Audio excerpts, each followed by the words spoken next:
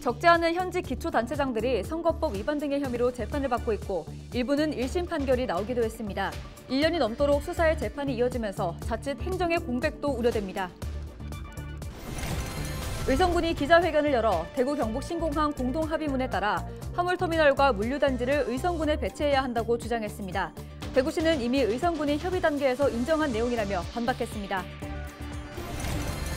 지난해 우리나라의 탈춤이 유네스코 인류 무형문화유산으로 등재됐습니다.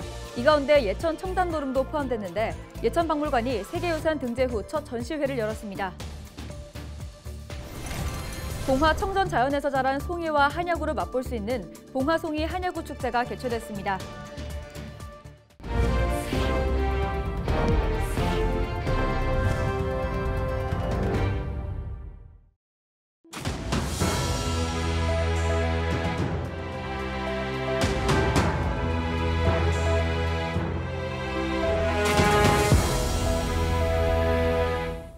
시청자 여러분 안녕하십니까? 헬로TV 대구 경북 뉴스입니다. 적지 않은 현직 기초단체장들이 선거법 위반 등의 혐의로 재판을 받고 있고 일부는 1심 판결이 나오기도 했습니다. 1년이 넘도록 수사의 재판이 이어지면서 자칫 행정의 공백도 우려됩니다. 보도에 박근수 기자입니다. 선거법 위반 혐의를 받고 있는 박남서 영주시장이 1심에서 당선 무효형을 선고받았습니다. 대구지방법원 안동지원은 21일 박 시장에 대한 선고 공판에서 징역 1년 6개월에 집행유예 3년을 선고했습니다. 박 시장은 지난 6일 지방선거 당내 경선에 청년들을 모집해 불법 선거운동에 동원하고 금품을 건넨 혐의를 받고 있습니다. 그런가 하면 김충섭 김천시장은 선거를 앞두고 공무원을 동원해 선거구민들에게 선물을 제공한 혐의로 검찰이 구속 기소했으며 김광열 영덕군수는 경선 과정에서 여론조사 조작 등으로 기소돼 벌금 150만 원이 선고됐습니다. 뇌물수수 혐의에 대해 1심에서 무죄를 선고받은 김주수 이성군수는 현재 항소심이 진행 중이고 이태훈 대구 달서구청장은 유권자에게 지지를 부탁하며 현금을 주고 식사를 제공한 혐의로 재판을 받고 있습니다. 이 밖에도 윤석준 대구 동구청장의 경우 선거 당시 선거 캠프 회계 책임자가 정치자금법 위반 등으로 기소됐습니다.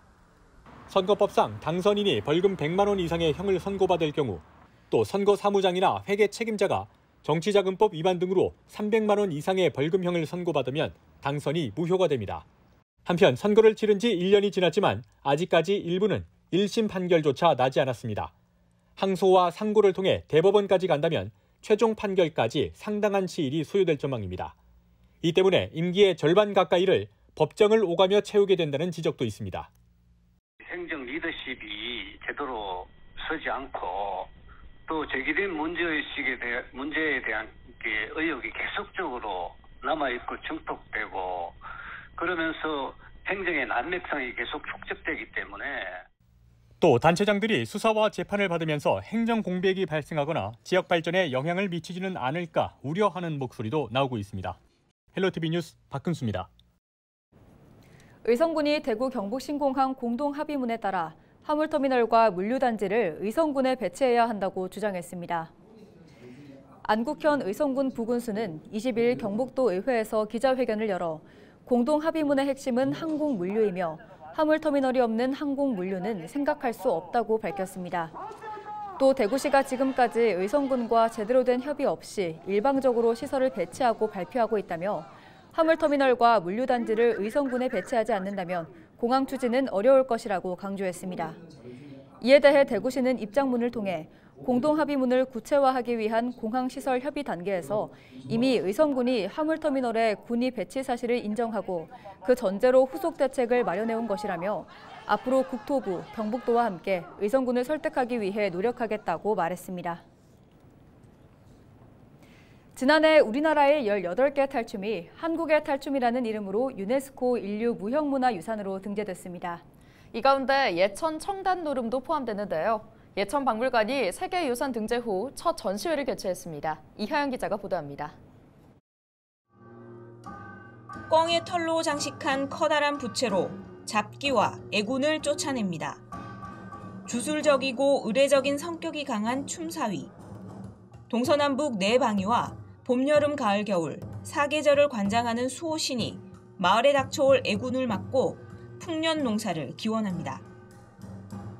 스키로 만든 탈은 청단노름에서만 볼 수 있습니다. 둘이가 강대가 서로 나와갖고 동서남북에 악기를 쫓아내는 마당이고 두 번째 주지 마당이고 그다음 지형 강대는 우리들이 어르신들이 옛날부터 내려오는 곡식을 가보는 키에서 만들어갖고 거기 이제 키탈로 해가지고 탈노름으로 지금 하고 있습니다. 예천박물관이 청단노름을 포함한 한국의 탈춤이 유네스코 인류 무형문화유산에 등재된 것을 기념해 국립민속박물관과 공동기획전을 개최했습니다. 탈춤이 세계적으로 가치를 인정받기까지 과정을 보여주는 상장과 인정서, 협약서는 물론 청단노름에 등장하는 탈과 소품, 복식도 살펴볼 수 있습니다. 청단노름을 발굴하고 전승하는 데 힘써온 사람들과 그 과정에서 나타난 변화상도 담았습니다. 전승에서 많은 어려움이 있었고 보존에서도 전승 과정에서 놓치고 또 다른 것들이 결합되고 이런 것들이 많았습니다. 그렇지만은 마지막까지 전승하자라는 의지가 보존의 차원에서 있었기 때문에 지금까지 유지되어 오고 대사 없이 동작만으로 풍자와 해학, 주술과 의례적 의미를 전달하는 예천 청단노름. 박물관은 인류 무형유산으로 원형의 가치를 계승하는 한편 이와는 별도로 젊은 층에서도 이해하고 즐길 수 있도록 새로운 변화를 모색할 계획입니다. 헬로티비 뉴스 이하영입니다. 지금 봉화에는 가을의 맛과 향으로 가득한 축제가 열리고 있습니다. 바로 봉화 송이 한야구 축제인데요. 청정 자연에서 자란 송이와 한우는 물론 각종 문화체험까지 즐길 수 있는 축제 현장을 서희동 기자가 다녀왔습니다. 가을 산의 보물이라 불리는 송이가 사람들의 눈길을 끕니다. 다른 한편에는 신선한 한우가 선홍색 빛깔을 뽐내고 있습니다. 봉화군의 대표 축제인 제20출의 봉화 송이 한야구 축제가 한창입니다. 올 여름의 높은 기온 때문에 아직 송이의 수확량이 많지는 않지만 상인들은 품질에 대한 자부심이 높습니다. 봉화 지역에 소나무가 많아서 봉화 송이도 많이 나고 그다음에 특히 산에 나사토가 많아서 송이가 자라는데 조건도 좋고 향도 굉장히 진합니다.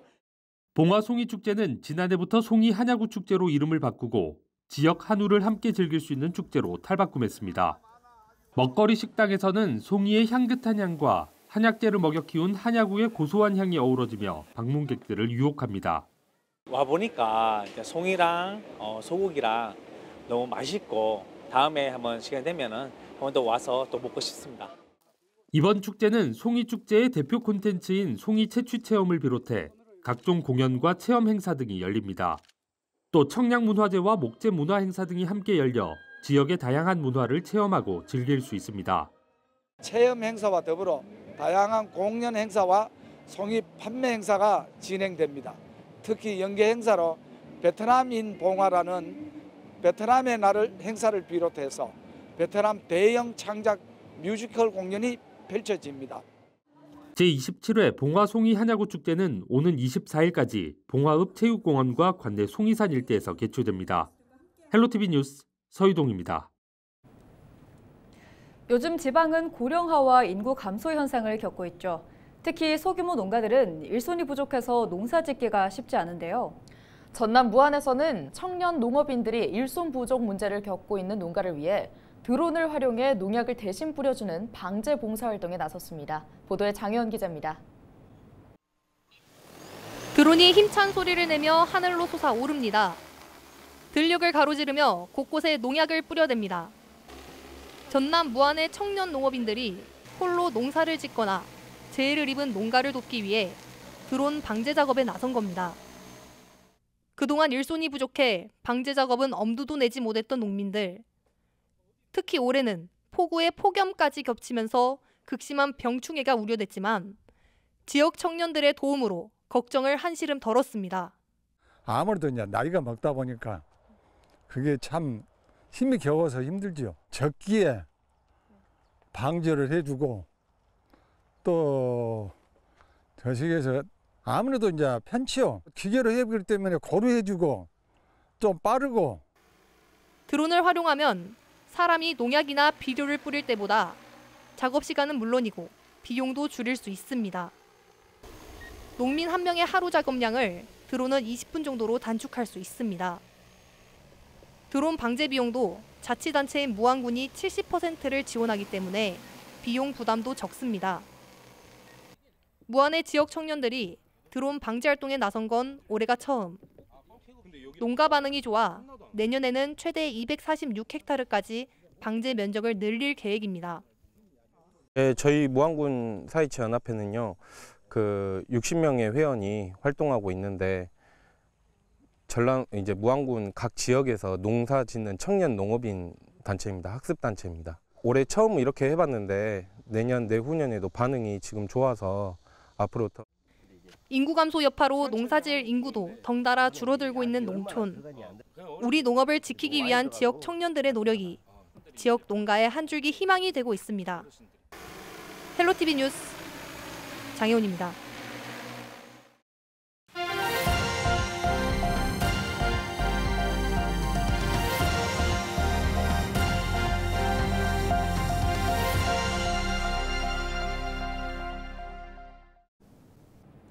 지역 소멸을 막아라. 케이블TV 공동기획보도 순서입니다. 도시에서 살다가 농촌 생활을 선택한 사람들은 대부분 자연과의 공생을 장점으로 꼽고 있는데요. 하지만 철저한 준비 없이 귀농을 하게 된다면 오히려 도시 생활보다 더 힘들 수 있다고 한 목소리를 냈습니다. SK 브로드밴드 천혜열 기자가 귀농인의 얘기를 들어봤습니다. 대구광역시 달성군 농공읍. 올해 38세인 주재민 씨의 농장이 있는 곳입니다. 도심에 있는 조경 회사에 다니다가 5년 전인 지난 2018년 자신이 자란 농촌 마을로 돌아왔습니다. 비닐하우스를 직접 만들어 야생화를 키우고 있는 그는 요즘 산목과 분갈이를 하느라 시간 가는 줄도 모르고 살고 있습니다. 주 씨가 귀농을 결심한 결정적인 계기는 한적한 농촌 생활에 대한 그리움 때문입니다. 살아가는 데 필요한 시설들이 가까이 있다는 점도 귀농을 결심한 이유 가운데 하나였습니다. 제가 어릴 때는 이 주변이 아파트 한 채 없는 허벌판이었거든요. 그래서 그때는 뭐 애들하고 진짜 물고기도 잡으러 다니고 이랬던 기억들이 많아서 내 자식들도 여기 와서 이렇게 조금 자연하고 가깝게 지내서 좀 인성 바른 아이로 자랐으면 좋겠다 이런 생각으로. 경북 영천시 청통면 시골 마을에서 소를 키우고 있는 도재철 씨는 2012년 결혼과 동시에 귀농을 결심했습니다. 경북 구미에서 직장 생활을 하던 그는 갑갑한 도시보다는 자연과 함께 지낼 수 있는 농촌 마을을 선택했습니다. 가업을 이어받아 축산업을 하고 있는 도시는 해가 뜰 때부터 질 때까지 축사에 머뭅니다. 줄 잡아 200마리쯤 되는 소를 돌보느라 눈코 뜰 새가 없습니다. 시골 생활에 대체로 만족감을 드러내지만 어려운 점도 없지 않습니다. 시골이 좋은 점은 자연적으로 해가 좋긴 좋은데 근데 애들인데는 지금 어릴 적 때는 생활할 수 있지만 이게 크면서 이제 친구가 없다는 거 그러고 병원이 가까이 없다는 거. 주변에서 부러운 시선으로 바라보는 사람들이 있지만 이들은 철저한 준비가 이루어졌을 때 귀농을 해야 한다고 한 목소리를 냈습니다. 취재 과정에서 귀농에 대해 막연한 계획을 갖고 있는 사람들을 어렵지 않게 만나볼 수가 있었습니다. 귀농을 통해 안정적인 삶을 살고 있는 사람들은 철저한 준비가 동반되지 않는다면 원치 않은 결과로 이어질 수 있다고 조언했습니다. BTV 뉴스 천혜열입니다.